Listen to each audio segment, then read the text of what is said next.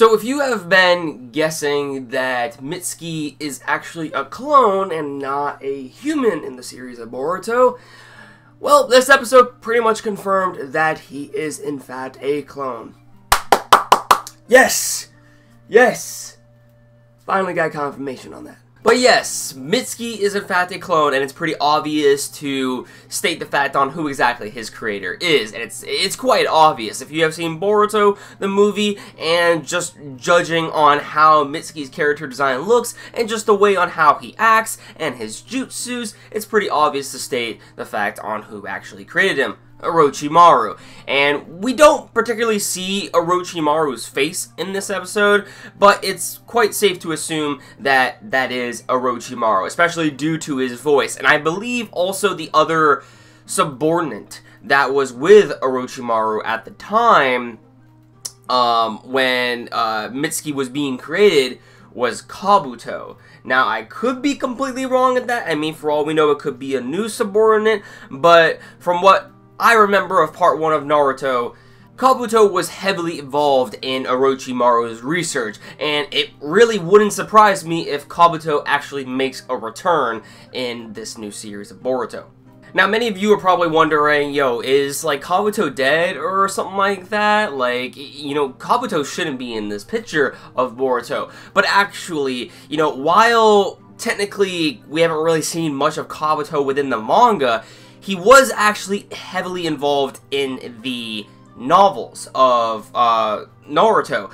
After the ending of the Fourth Great Ninja War, that's when the novels came out. And this is taking place around the time before the events of Boruto Next Generations. So this was actually one of the things involving Kabuto in Naruto Gaiden, the 7th Hokage and the Scarlet Spring. Naruto, now Hokage, delivers Shin Uchiha's many clones to an orphanage. Kabuto decides that giving each clone their own name should be of the top priority to possibly, you know, carry on, you know, their legacy or something along the lines of that nature. And that is just pretty much reconfirming the fact that Kabuto is in fact alive and conducting his possible own research alongside Orochimaru. So that would be actually quite an interesting twist to actually see Kabuto and Orochimaru, you know, back at it again, you know, devising plans to, you know, conquer the Hidden Leaf or, you know, just the ninja world in general. Now, Orochimaru, judging by how exactly he has probably, you know, programmed Mutsuki, not in the robotic sense, because we do see throughout this episode that in a way it's almost as if Boruto and Mutsuki are kind of like brothers. They are friends, but the point that I'm trying to make here is that in a way Mutsuki does have feelings. It kind of shows that, you know, he is trying to learn the ways of his fellow ninja classmates as to why they react the way they act to certain situations, and that is where Mutsuki draws his attention to Boruto, because everyone gravitates toward Boruto, whether negatively or positively in a way. And Mutsuki is trying to learn, you know, how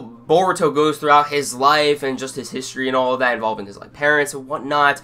And so what I'm trying to get at here is that Orochimaru, or whoever created Mutsuki, obviously programmed Mutsuki to a certain way. Not in the literal sense, because Mutsuki isn't a robot, however he is a clone, and thinks in a certain way to what he is known to think of as, you know, a parent would bring up their child. So at this moment in time, Mutsuki is trying to figure out things for himself. He just doesn't know how to go about it, and he doesn't really feel as though just, you know, I guess just how to go about the situation in general. He can't simply feel like the other students can.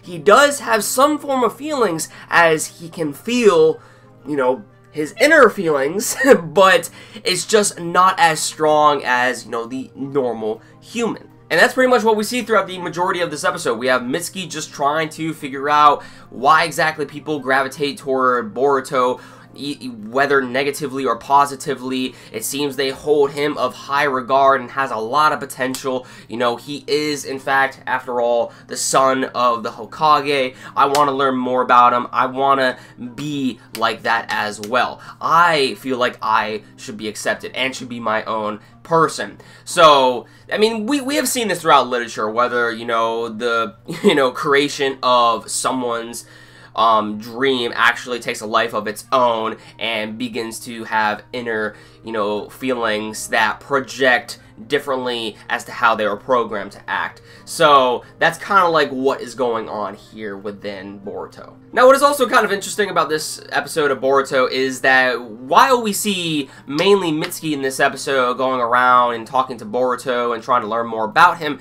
we have it to where he eventually ends up going to the vice president of the classroom.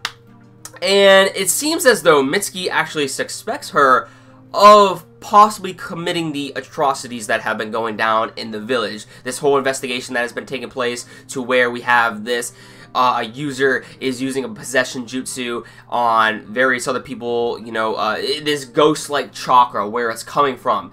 It almost seems as though the ending of this episode is, kind of poking at the fans, saying, hey, yeah, she is most likely behind this. But I don't know what they're really trying to do here. I mean, I get that they seem to be using the student council president as, I guess, the person who is being assumed as, the user that can manipulate and commit these atrocities in the village, but at the same time, I don't really know how I feel about that being the case. If she is, in fact, the one behind this, like, I don't know. I just feel kind of, like, slapped in the face because of it, and maybe I just, don't really like her as a villain, because, I mean, for all we know, we haven't really seen much from this girl. I can't even remember her name, to be honest with you. If I can't care for, a character, what's gonna make for me actually caring about the fact on how exactly they go about their actions, whether that be negatively or positively?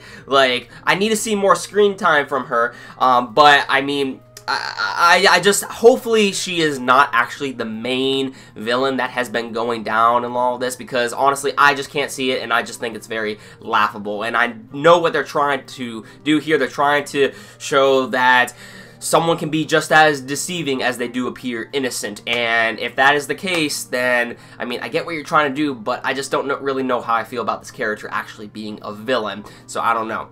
Let me know in the comments down below what you guys thought about this episode. Be sure to give this video a like if you enjoyed it. Hit that red subscribe button down below, and you'll never miss a video from me on the channel. This has been my Boruto episode 12 review. I hope you enjoyed. Peace.